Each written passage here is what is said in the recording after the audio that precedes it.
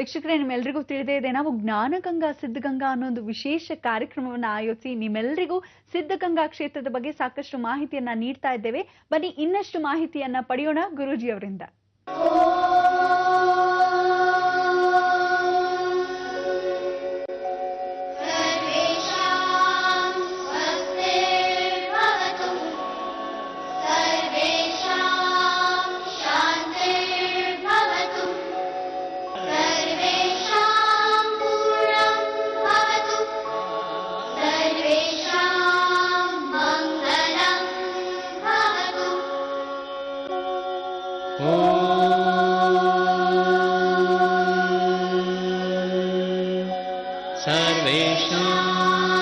स्वस्तिर्भवतु सर्वेषां शान्तिर्भवतु सर्वेषां पूर्णं भवतु सर्वेषां मङ्गलं भवतु।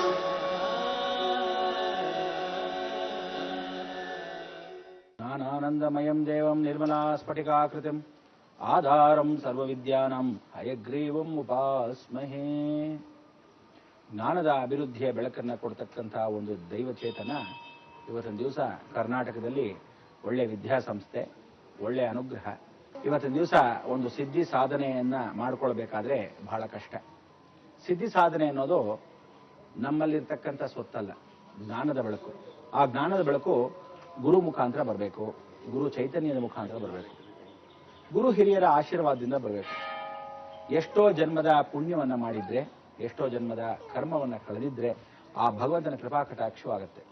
ಇಂಥ ಒಂದು ಭಗವಂತನ ಜೀವ ಅನುಗ್ರಹದ ಕೃಪಾ ಕಟಾಕ್ಷವಾಗಬೇಕಾದ್ರೆ ಯಡಿಯೂರು ಸಿದ್ಧಲಿಂಗೇಶ್ವರನ ಮಹಿಮೆಯ ಹೆಚ್ಚು. ಇಂಥ ಒಂದು ಯಡಿಯೂರು ಸಿದ್ಧಲಿಂಗೇಶ್ವರ ಮಹಿಮೆಯಲ್ಲಿ ಈ ಒಂದು ಕ್ಷೇತ್ರವೂ ಹೌದು. ಜಗತ್ತಲ್ಲಿ ಎಲ್ಲವೂ ಸಿದ್ಧಗಂಗೆ ಅಂದ್ರೆ ಸಿದ್ಧಗಂಗಾ ಕ್ಷೇತ್ರಕ್ಕೆ ಹೋದರೆ ಯಾರಾದರೂ ಹೋದಾಗ ಗುರುಗಳನ್ನ ದರ್ಶನ ಮಾಡ್ತಾರೆ. ಇಲ್ಲಿ ಗುರುಗಳು ಸಾಧಾರಣದವರಲ್ಲ, ನಾವುಗಳು ಸಿದ್ಧಿಯನ್ನ ಪಡಿತಕ್ಕಂಥ ಗುರುಗಳು, ವಿದ್ಯೆಯನ್ನು ಹೇಳ್ಕೊಡೋ ಗುರುಗಳು, ನಡೆದಾಡೋ ದೇವರು ಅಂತ ಹೇಳಿ ಇಂಥ ಒಂದು ಮುಪ್ಪಿನ ವಯಸ್ಸಿನಲ್ಲೂ ಅವರ ಪಡ್ತಕ್ಕಂಥ ಶ್ರಮ ಎಷ್ಟು ಅಂದ್ರೆ ಬೆಳಗಿನ ಜಾವ 2-2:30 ಎದ್ದು ಆ ಮಕ್ಕಳಿಗೆಲ್ಲರಿಗೂ ಹೇಳಿ ಹೇಳಿ ಹೇಳಿ ಹೇಳಿ ಹೇಳಿ ಅಂತ ಹೇಳಿ ಒಂದು ಬೆತ್ತವನ್ನು ತಗೊಂಡು ಸಾಧಾರಣ ಎಲ್ಲ ಮಕ್ಕಳಿಗೆ ಆ ಒಂದು ಹಾಸಿಗೆಗಳ ಮೇಲೆ ಪಟ ಪಟ ಪಟ ಪಟ ಪಟ ಅಂತ ಹೊಡ್ಕೊಂಡು ಹೋಗ್ತಾರೆ. ಅಂದ್ರೆ ಒಂದು ಮೇಷ್ಟ್ರು ಎದ್ದಾಗ ನಾನು ಹೇಗೆ ವಿಶೇಷವಾಗಿರ್ತಕ್ಕಂಥ ಈ ಫಲವನ್ನ ಪಡೆದಿದ್ದೀನಿ, ಇಂಥ ವಿದ್ಯೆಯನ್ನು ಪಡೆದಿದ್ದೀನಿ, ನನಗಿಂತ ಜಾಸ್ತಿ ನನ್ನ ವಿದ್ಯಾರ್ಥಿಗಳು ಪಡೀಲಿ ಅನ್ನೋ ಒಂದು ಸ್ವಾಭಿಮಾನ. ಇಂಥ ಒಂದು ಸ್ವಾಭಿಮಾನದಲ್ಲಿ ವಿಶೇಷವಾಗಿರ್ತಕ್ಕಂಥ ಕ್ಷೇತ್ರ ಸಿದ್ಧಗಂಗಾ ಕ್ಷೇತ್ರ. ಇವತ್ತು ಸಾಧಾರಣವಾಗಿ ಎಲ್ಲ ವೀರಶೈವ ಮಠದಲ್ಲಿ ಎಲ್ಲ ಋಷಿಗಳು, ಎಲ್ಲ ಹಿರಿಯರು, ಎಲ್ಲ ಒಂದು ಕ್ಷೇತ್ರ ಮಹಿಮೆಯಿಂದ ಪ್ರಜ್ವಲವಾಗಿದೆ. ಆದರೆ ಯಡಿಯೂರು ಸಿದ್ಧಲಿಂಗೇಶ್ವರನ ಒಂದು ವಿಶೇಷವಾಗಿ ಸಿದ್ಧಲಿಂಗೇಶ್ವರ ಕ್ಷೇತ್ರದಲ್ಲಿ ಇವತ್ತು ಸಿದ್ಧಗಂಗಾ ಕ್ಷೇತ್ರವು ಮೂಲ ಕ್ಷೇತ್ರ. ಈ ಮೂಲ ಕ್ಷೇತ್ರದ ಶಕ್ತಿಯನ್ನೇ ಪರಿಪೂರ್ಣವಾಗಿ ದೊಡ್ಡ ಗುರುಗಳಾದವರು ತಗೊಂಡು ಅಲ್ಲಿಂದ ತನ್ನ ಭಕ್ತನನ್ನ ಆರಿಸ್ಕೋಬೇಕಾದ್ರೆ ಎಷ್ಟು ಜನ್ಮದ ಪುಣ್ಯ. ನಾನು ಶಕ್ತಿಯನ್ನು ಕೊಡ್ತೀನಪ್ಪ ಅಂತ ಹೇಳಿ ಒಬ್ಬರಿಗೆ ಕೊಟ್ಟಾಗ ನಿನ್ನ ಪಾಲಲ್ಲ, ಇದು ಭಗವಂತ ಕೊಟ್ಟಿರ್ತಕ್ಕಂಥ ಪಾಲು ಅಂತ ಹೇಳಿ ಇನ್ನೊಬ್ಬನ ಪಾಲಾಗತ್ತೆ. ಆದ್ರೆ ಮಧ್ಯದಲ್ಲಿ ಯಾರೋ ಎಲ್ಲೋ ಕೂತ್ಕೊಂಡಿದ್ದವನ್ನ ಒಂದು ಸಾನ್ನಿಧ್ಯವನ್ನ ಕರ್ಕೊಂಡು ಬಂದು ಆ ಸಾನ್ನಿಧ್ಯ ಮತ್ತೆ ಹೆಚ್ಚತ್ತೆ. ಅದು ಎಲ್ಲಿಂದ ಬರುತ್ತೆ? ಅದಕ್ಕೆ ಒಂದು ಗ್ರಾಮದಲ್ಲಿ ವಾಸವಾಗಿದ್ದವರು ಇವತ್ತು ಎಷ್ಟು ಶ್ರಮ ಪಟ್ಟು ಈ ಒಂದು ಉನ್ನತ ಸ್ಥಾನಕ್ಕೆ ಬಂದು ಉನ್ನತ ಕ್ಷೇತ್ರದಲ್ಲಿ ನಿಸ್ವಾರ್ಥಿಯಾಗಿ ನಿಷ್ಪಕ್ಷಪಾತವಾಗಿ ಎಲ್ಲಾ ಜಾತಿ ಮತ ಭೇದವಿಲ್ಲದೆ ಎಲ್ಲರಿಗೂ ಪರಿಪೂರ್ಣವಾದ ಏಕಕ್ರಮವಾಗಿರ್ತಕ್ಕಂಥ ಒಂದು ಶಿಸ್ತನ್ನ ಕೊಟ್ಟಿರೋದೇ ನಿಜವಾದ ಜೀವಂತ ಸಾಕ್ಷಿ ಪರಮಾತ್ಮನ ಕೃಪಾ ಕಟಾಕ್ಷ. ಇಂಥ ಒಂದು ಸದ್ಗುರು, ಅಂಥ ಒಂದು ಸದ್ಗುರುವಲ್ಲಿ ಶಿವಕುಮಾರ ಸ್ವಾಮಿಗಳು ಬಹಳ ಮುಖ್ಯ.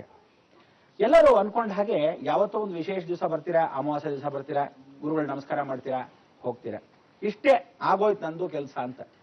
ನೀವುಗಳು ಆ ಗುರುಗಳಿಂದ ಬಂದಿರತಕ್ಕಂಥ ಸಾಧನೆ, ಕಟ್ಕೊಂಡು ಹೋಗಿರ್ತಕ್ಕಂಥ ಯಂತ್ರವೋ, ತಗೊಂಡಿರ್ತಕ್ಕಂಥ ಪ್ರಸಾದವೋ, ಅವರಲ್ಲಿರ್ತಕ್ಕಂಥ ವಿಭೂತಿಯೋ, ಅವರಲ್ಲಿರ್ತಕ್ಕಂಥ ಆಶೀರ್ವಾದವೋ ಇಷ್ಟೇ ಆಗೋದ್ರೆ ಹೊತ್ತು ನಿಜವಾಗ್ಲೂ ಭಗವಂತನ ಕೃಪಾ ಕಟಾಕ್ಷ ಇವರಲ್ಲಿ ಎಷ್ಟಿದೆ. ಆ ಭಗವಂತ ಕೃಪಾ ಕಟಾಕ್ಷ ಸ್ವಲ್ಪ ಮಟ್ಟಕ್ಕೆ ತಗೊಂಡಿದ್ದೀವಿ, ಪೂರ್ತಿಯಾಗಿ ತಗೊಳಕ್ಕೆ ಒಂದಷ್ಟು ಸಾಧನೆ ಮಾಡೋಣವಾ, ನಾವೂ ಇಲ್ಲೇ ಬಂದು ಒಂದು 2 ದಿವಸ ಇರೋಣವಾ ಅನ್ನೋ ಮನೋಭಾವನೆ ಎಷ್ಟು ಜನಕ್ಕಿದೆ? ಅಕ್ಕಪಕ್ಕ ಇರ್ತಕ್ಕಂಥ ಹಳ್ಳಿಯವರಿಗಿರುತ್ತೆ, ಅಥವಾ ಎಲ್ಲೋ ಒಂದು ಮುಪ್ಪಿನ ಗ್ರಾಮದಲ್ಲಿ ವಾಸವಾಗಿರ್ತಕ್ಕಂಥ ಜನಗಳಲ್ಲಿರುತ್ತೆ. ನಿಜವಾದ ಸಾಧನೆ ಮಕ್ಕಳಲ್ಲಿ ಇವತ್ತಿನ ದಿವಸ ತುಂಬಿದೆ. ಅಂದ್ರೆ ನಾವುಗಳೆಲ್ಲ ಮಕ್ಕಳಾದಾಗ ಇಂಥ ಒಂದು ಅವಕಾಶ ಸದ್ವಿನಿಯೋಗ ನಮ್ಗಳ ಖಂಡಿತ ಇರ್ತಿರ್ಲಿಲ್ಲ. ಎಷ್ಟೋ ಜನ ಉನ್ನತ ಸ್ಥಾನಕ್ಕೆ ಇವತ್ತು ಹೋಗ್ಬೇಕಾದ್ರೆ ಎಷ್ಟೋ ಒಳ್ಳೆ ಪದವಿಗಳನ್ನು ಪಡಿಬೇಕಾದ್ರೆ ಈ ಒಂದು ಮಠವೇ ಸಾಕ್ಷಿ ರೂಪ. ಈ ಒಂದು ಮಠದಲ್ಲಿ ಬಹಳ ಜನ ಸಾಕ್ಷಿತವಾಗಿ ಇವತ್ತು ತನ್ನ ಯಶಸ್ಸು ಕೀರ್ತಿಯ ಪತಾಕೆಯನ್ನ ಏನು ಹಾರಿಸ್ತಾ ಇದ್ದಾರೆ, ಎಷ್ಟು ಜನ ಜ್ಞಾಪಕ ಇಟ್ಕೊಂಡಿದ್ದಾರೆ. ಹಳೆದಿನೆಲ್ಲ ಮರ್ತು ಹೋಗ್ತೀರಾ, ಗುರುಗಳು ಮರ್ತು ಹೋಗ್ತೀರಾ. ಎಷ್ಟೋ ಜನ ಅಯ್ಯೋ ಹೇಳ್ಕೊಟ್ಟಿದ್ದಾರೆ ಬಿಡಿ, ಒಂದು ವಿದ್ಯೆ ಸಂಸ್ಥೆಯಲ್ಲಿ ವಿದ್ಯೆ ಇನ್ಯಾರು ಹೇಳ್ಕೊಡ್ತಾರೆ ಅನ್ನೋರು ಕೇವಲವಾಗಿ ಕೆಲವರು ಅನಾವಶ್ಯಕವಾಗಿ ನಾವಷ್ಟು ದೂರ ಹೋಗಕ್ಕಾಗಲ್ರಿ ಅಂತ ಹೇಳಿ ಆರ್ಥಿಕ ಪರಿಸ್ಥಿತಿಗೆ, ಇನ್ನಷ್ಟು ಜನ ವಿದ್ಯಾವಂತರ ಆಗಿದ್ರೂ ಸಹ ಅವರಲ್ಲಿ ನಮ್ಮನೆದೇ ನಮ್ಗೆ ಬೇಕಾದಷ್ಟು ಅಲ್ಲಿ ಇಲ್ಲಿ ಹೋಗಿ ಹೆಂಗ್ರಿ ಸೇವೆ ಮಾಡೋದು, ಇನ್ನೊಂದಷ್ಟಕ್ಕೆ ದುರಹಂಕಾರ, ಅಯ್ಯೋ ಬಿಡಿ ಅಲ್ಲೇನು ಹೋಗೋದು ಅನ್ನೋ ರೀತಿ. ಹೀಗೆ ಜೀವನ ಪ್ರತಿಯೊಬ್ಬನು 5 ಬೆರಳು ಒಂದು ಸಮ ಇಲ್ಲ ಅಂದಾಗ ಪರಿಪೂರ್ಣ ಅನುಗ್ರಹ ಸಿಗೋದು ಯಾವಾಗ? ಗುರು ಮುಖೇನ ದೇವದರ್ಶಿಯಾಗಿ 3 ಆಗಿದ್ದಾಗ ಮಾತ್ರ. ಅದಕ್ಕೆ ಜ್ಞಾನ ವೈರಾಗ್ಯ ಸಿದ್ಧಿಯನ್ನ ಪಡಿಬೇಕಾದ್ರೆ ನೀವು ಕಾಯ ವಾಚ ಮನಸ್ಸ ಅಭಿವೃದ್ಧಿ ಆಗ್ಬೇಕು.